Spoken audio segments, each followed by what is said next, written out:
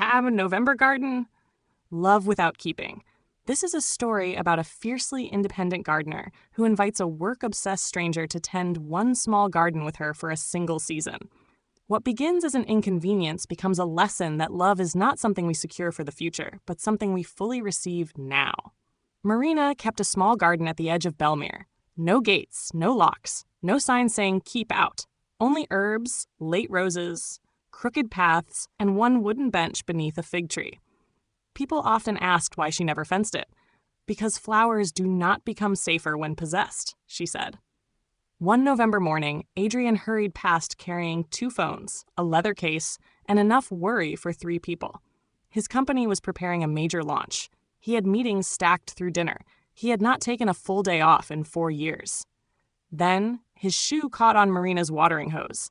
He fell directly into a bed of rosemary. "My suit!" Marina looked down at him. "The rosemary seems fine."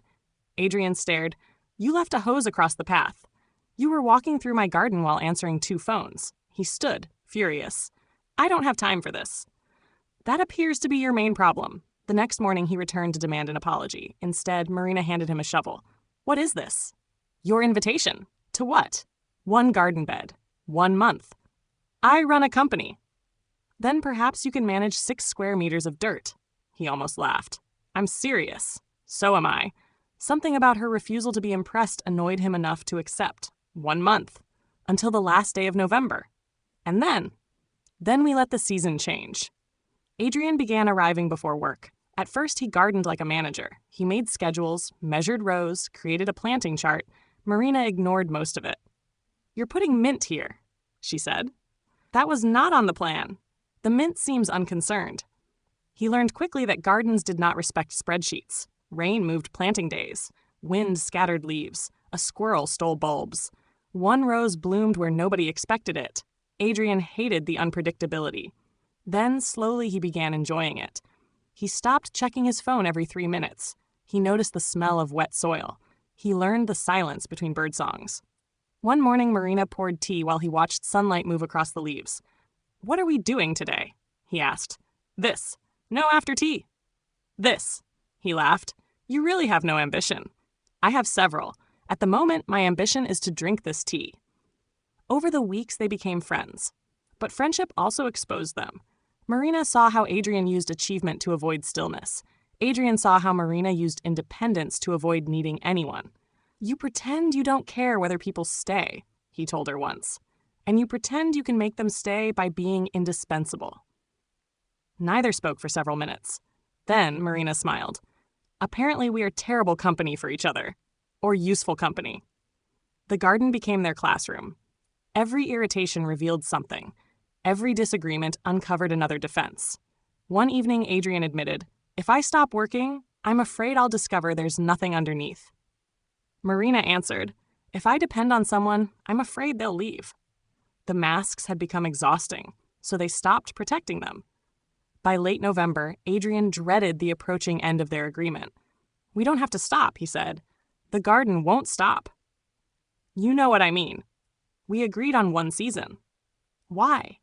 Marina looked toward the changing trees. "Because you are still trying to turn something beautiful into something guaranteed." "What's wrong with wanting it to last?" "Nothing. Until keeping it becomes more important than receiving it." Adrian felt anger rise.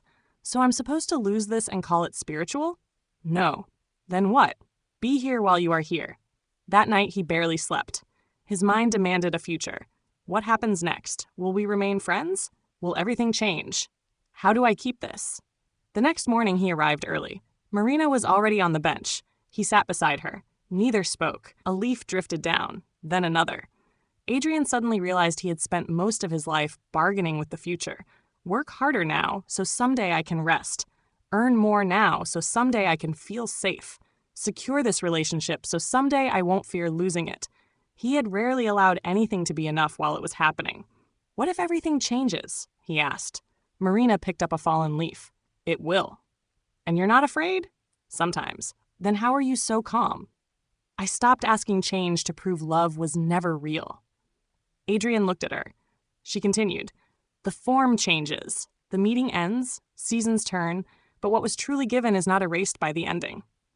On the final day of November, they planted nothing. They walked slowly through the garden. At the little bed Adrian had first tried to control, mint had spread wildly around crooked rows of winter flowers. "It ruined my design," he said. "It improved your education." He laughed.